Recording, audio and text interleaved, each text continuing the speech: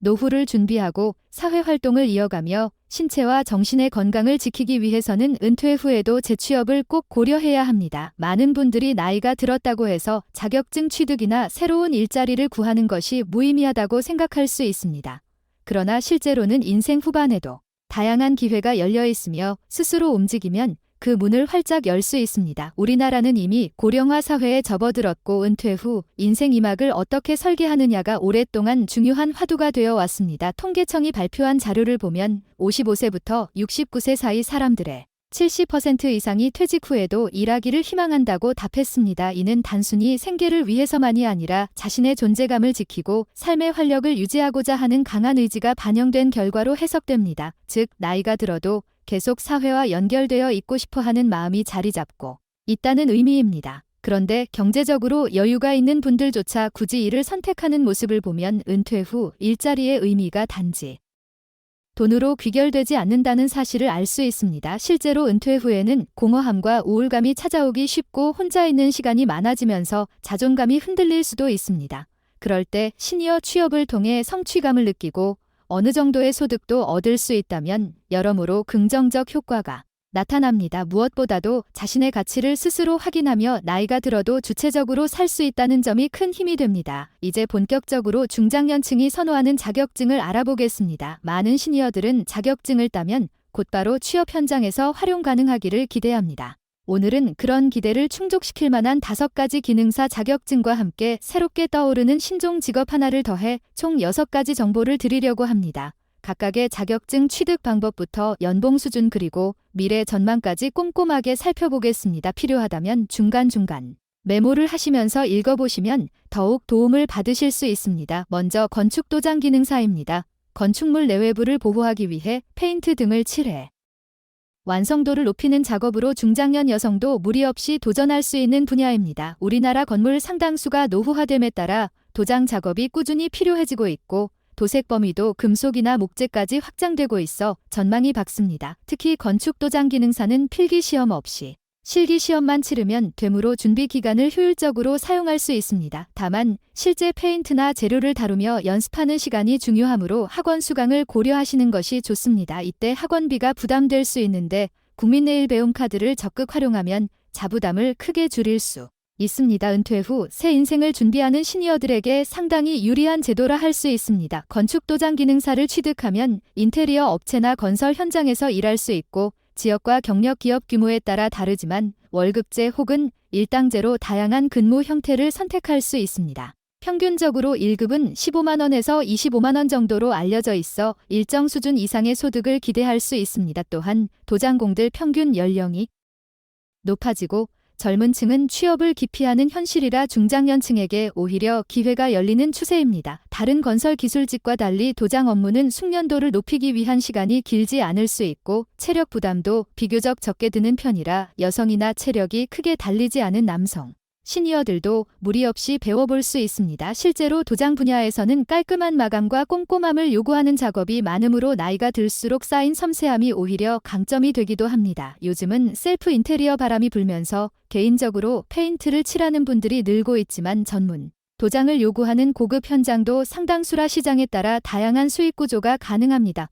건물의 외벽이나 내부를 보수할 때 도장공 한두 명이 하루 이상 투입돼 작업을 마치곤 하는데 이 과정에서 시니어 인력이 수요가 생기는 것입니다. 다음은 한식조리 기능사입니다. 살림 경험이 풍부하고 요리에 관심이 많은 분들에게 특히 매력적입니다. 한식조리 기능사를 취득하면 일반 음식점이나 병원, 학교, 어린이집 등 다양한 급식소에서 일할 수 있습니다.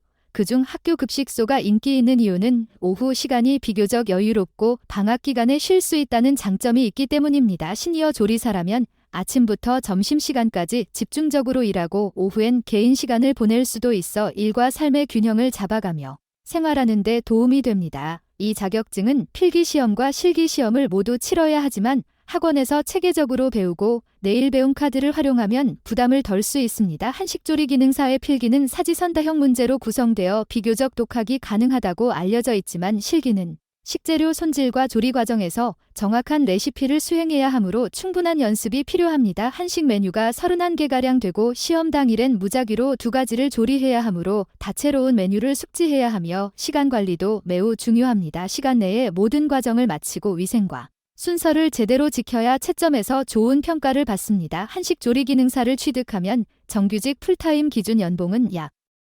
3,300만 원 선입니다. 하지만 어린이집이나 급식소 중 파트타임으로 조리사를 채용하는 곳도 많은 편이므로 시간 선택이 가능합니다. 요리를 통해 기쁨을 느끼고 다른 사람들에게 맛있는 식사를 제공하고자 하는 분들에게 이 자격증은 그야말로 직업 이상의 의미가 될 수 있습니다. 경력이 쌓이면 메뉴 개발이나 간단한 창업까지 고려해 볼 수 있는데 예를 들어 시골 지역에서 로컬 식재료를 활용한 건강식당을 열거나 도시의 작은 반찬 가게를 운영하기도 합니다. 한식조리 기능을 갖추면 한식을 전문으로 하는 카페형 식당도 가능해져 자신만의 요리 세계를 펼칠 기회가 열립니다. 세 번째로 떡제조 기능사를 보겠습니다. 요즘 웰빙과 전통 간식에 대한 관심이 증가하면서 떡이나 약과 한과 같은 우리 전통 디저트가 다시 각광받고 있습니다. 떡제조 기능사는 바로 이런 흐름에 맞춰 떡을 전문적으로 만들 수 있음을 증명하는 자격입니다. 필기와 실기로 나누어 치러지며 필기는 독학으로도 충분히 도전해볼 만하다고 합니다. 다만 해마다 난이도가 조금씩 바뀌어 최근 들어 합격률이 미세하게 떨어지고 있긴 하지만 여전히 독학 가능한 수준으로 평가됩니다. 실기시험은 2시간 동안 맵쌀떡 또는 찹쌀떡 중 한 가지를 만들어야 하는데 시간 안에 반죽부터 찌기 또는 빚기의 과정을 정확히 수행해야 하므로 손기술이 꽤 중요합니다. 내일 배움 카드를 통해 학원 수강을 하며 전문 강사에게 배우면 합격률을 높일 수 있고 이를 계기로 떡 카페나 전통 디저트 매장을 열어보려는 분들이 늘고 있습니다. 떡제조 기능사를 취득했을 때 평균 연봉은 3천만 원 초반대지만 이 분야의 가장 큰 매력은 창업 가능성이 높다는 점입니다. 집에서 떡을 만들어 온라인으로 판매하기도 하고 카페 메뉴로 떡을 추가해 현대적인 감각으로 재탄생시키기도 합니다. 예컨대 한복을 입은 캐릭터나 전통 문양을 상표로 만들어 외국인에게도 선물용으로 인기를 끄는 사례가 있습니다. 떡은 예로부터 경조사나 명절 등 다양한 행사에서 쓰이는 음식이기에 창의력을 더하면 부가가치를 높일 수 있습니다. 즉 단순한 음식 제공을 넘어선 문화상품이나 기념품 형태로 확장될 수 있는 것입니다. 네 번째로 방수기능사입니다. 건물 내외부에 물이나 습기가 스며들어 구조물이 약화되거나 누수가 발생하는 것을 막는 작업이 방수공사의 본질입니다. 신축 공사에서도 방수는 필수 공정이며 노후화된 건물을 보수할 때도 꼭 필요한 기술이라 수요가 꾸준합니다. 방수기능사는 필기시험 없이 실기만 치르는 형태로 2시간 10분 동안 아스팔트 시트지를 재단하고 순서에 맞춰 부착해 완벽한 방수층을 형성해야 합니다. 합격률은 약 50% 전후로 알려져 있으며 충분한 연습이 관건입니다. 시험 시간이 정해져 있어 속도와 정확성이 모두 필요하기 때문입니다. 내일 배움 카드를 활용해 학원에서 실습 위주의 교육을 받으면 합격 가능성을 한층 높일 수 있습니다. 방수기능사의 평균 연봉은 3,200만 원 정도이며 최근 건설 경기가 조금씩 살아나면서 고용 기회도 늘어날 것으로 기대됩니다. 특이하게도 젊은 세대는 육체적으로 힘든 일이나 야외 작업을 기피하는 경향이 있어 중장년층 인력이 진입하기가 오히려 수월해지는 면이 있습니다. 꼼꼼한 성격과 일정 정도의 체력이 있다면 방수작업 현장에서 주도적으로 일하며 책임감을 가질 수 있습니다. 고품질 방수를 하는 팀으로 이름이 알려지면 일정이나 수익 측면에서 안정성이 더 커집니다. 다섯 번째로 요양보호사를 언급해야 합니다. 초고령화 시대가 빨라지면서 노인 돌봄이 중요한 과제로 떠오르고 있고 이에 따라 요양보호사의 수요가 크게 늘어났습니다. 자격증을 취득하면 양로원이나 주야간 보호센터 아니면 재가 서비스 등으로 다양하게 활동할 수 있습니다. 물론 치매, 어르신이나 거동이 불편한 환자를 돌보는 일은 쉽지 않아 마음의 준비가 필요합니다. 그러나 사회적 보람이나 인간적 교감을 중시하는 분들은 이 길을 택하기도 하고 시니어가 시니어를 돌보면 의사소통이나 공감 측면에서 큰 강점이 생기기도 합니다. 급여는 최저임금에서 출발하는 곳이 많지만 시장 전체가 확대되는 추세라 전망은 밝습니다. 또한 정부가 노인 돌봄 정책을 강화하면서 요양시설이 계속 늘어나고 있어 일할 기회는 앞으로도 꾸준히 제공될 것입니다. 자격증 취득 시 필요한 교육은 일정 기간 이론과 실습으로 구성되고 시험 또한 필기와 실기를 봐야 하는데 중장년층도 충분히 소화할 수 있습니다. 일하면서 느끼는 보람이 상당해 자긍심을 갖고 근무하는 요양보호사도 많습니다. 이렇게 5가지 자격증을 간단히 살펴봤습니다. 모두 시니어들에게 현실적인 도움을 주고 시장에서 일정 수요가 있기에 도전해볼 만합니다. 이제 새롭게 떠오르는 신종 직업으로 병원 동행 매니저를 소개하겠습니다. 현대병원은 예약하고 검사 과정을 밟는 절차가 복잡해 어르신들이 혼자 처리하기 쉽지 않습니다. 자녀가 있더라도 바쁘게 직장 생활을 하면 매번 동행하기 어렵습니다. 그래서 병원 동행 매니저라는 전문 인력이 환자 곁에서 접수 이동 검사 등을 대행해주는 직업이 생겨났습니다. 이 일을 하려면 간호사, 간호조무사, 요양보호사, 사회복지사 자격증 중 하나 이상이 필요합니다. 만약 해당 자격증이 전혀 없다면 가장 쉬운 길로 사회복지사 2급을 취득해 볼 수 있습니다. 온라인 수업과 실습으로 자격을 얻고 난 뒤 병원 동행 업무를 학습하면 어느 정도 지식과 실전을 겸비하게 됩니다. 병원 동행 매니저는 한 번 동행 때 기본 2시간 이상이며 시급이 약 2만 원 선이니 최소 4만 원 이상을 받게 됩니다. 업무 강도도 그렇게 높지 않고 근무 시간을 스스로 조절하기 좋아 노년층이 제2의 직업으로 삼기에 아주 괜찮다는 평이 많습니다. 서울시에서는 이미 병원 동행 매니저가 1만 명 이상 활동 중이고 2025년까지 인력을 더 양성하겠다고 밝혔습니다. 혼자 지내는 고령자가 늘어나는 사회에서 병원 동행 서비스의 수요가 계속 증가할 것으로 보입니다.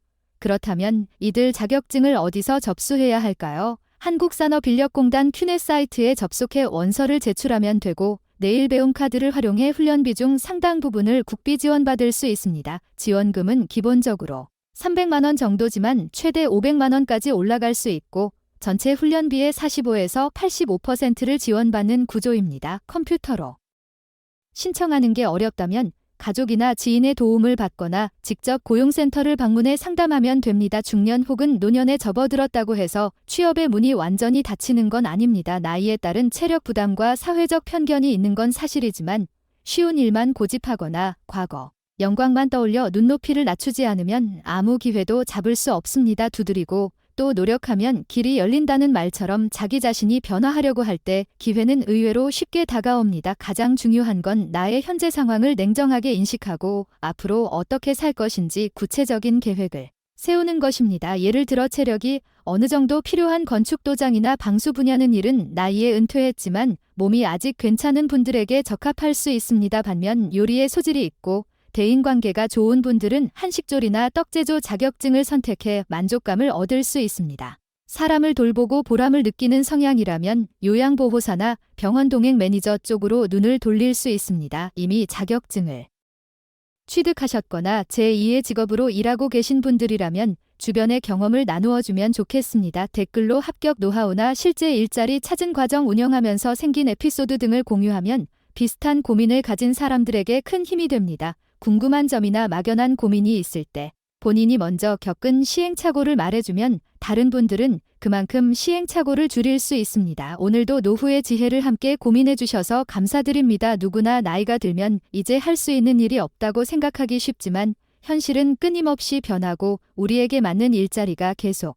생겨납니다. 황금비드로 충만해지는 지혜롭고 아름다운 삶을 위해 계속해서 도전하고 배움을 놓지 않으시길 바랍니다. 자격증과 새로운 직업에 당당히 도전하면서 실수를 두려워하지 마셨으면 좋겠습니다. 인생 후반에도 충분히 배울 수 있고 성장할 수 있다는 사실을 기억하시길 바랍니다. 한번 시도해보고 결과가 만족스럽지 않아도 거기서 그치는 것이 아니라 또 다른 길을 찾아보는 유연한 자세가 필요합니다. 실제로 많은 시니어가 처음에 한 분야를 시도했다가 잘 맞지 않아 다른 분야로 자리를 옮겨 더 큰 만족도를 얻곤 합니다. 경험이 쌓인 뒤에는 여러 분야의 자격증을 동시에 갖춰 시너지 효과를 내는 사람도 있습니다. 예컨대 요양보호사 자격증과 한식조리 기능사를 함께 갖추고 요양시설 식당에서 근무하면서 어르신들 식사까지 책임지는 형태로 일하기도 합니다. 이렇게 보면 나이가 든다는 것이 단점이라기보다는 폭넓은 인생 경험을 살릴 수 있는 기회가 될 수도 있습니다. 중요한 건 긍정적인 태도와 부단한 도전 정신입니다.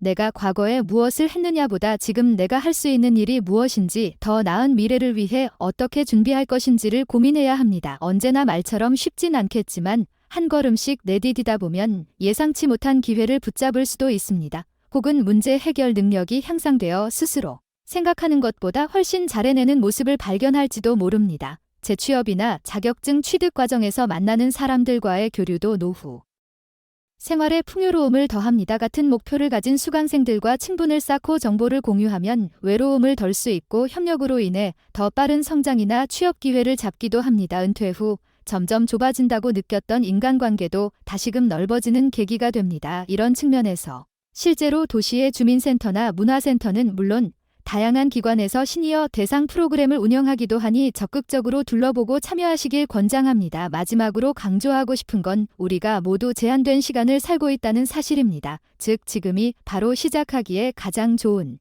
때라는 말입니다. 망설이기만 하면 1년, 2년 금방 지나가게 됩니다. 그 사이 건강도 조금씩 나빠질 수 있고 경제 상황도 달라질 수 있습니다. 그러니 미루지 말고 지금부터라도 실행해보시면 어떨까요? 어떤 자격증이든 첫 발을 떼면 생각보다 본인에게 맞는 길임을 깨닫고 즐겁게 몰두하게 될 수도 있습니다. 혹은 정말 안 맞으면 포기하고 다른 걸 찾으면 됩니다. 중요한 건 시도조차 안 해보고 포기하는 거와 실제로 해보고 판단하는 건 큰 차이가 있다는 것입니다. 길고 긴 인생에서 50대, 60대 이후의 시기도 아직 많은 가능성을 품고 있습니다. 어떤 사람은 70세에 처음 그림을 배워 전시회를 열기도 하고 또 어떤 사람은 60대 후반에 악기를 시작해 동호회에서 연주하며 즐겁게 살기도 합니다. 이런 예시들을 보면 나이나 환경을 핑계 삼아 스스로에게 제한을 두는 것이 얼마나 안타까운 일인지 깨닫게 됩니다. 일을 꼭 해야만 의미 있는 것은 아니지만 일에 도전하면 활기와 성취감이 동반되며 소득이 주어지니 경제적 자유도 얻습니다. 이제는 선택의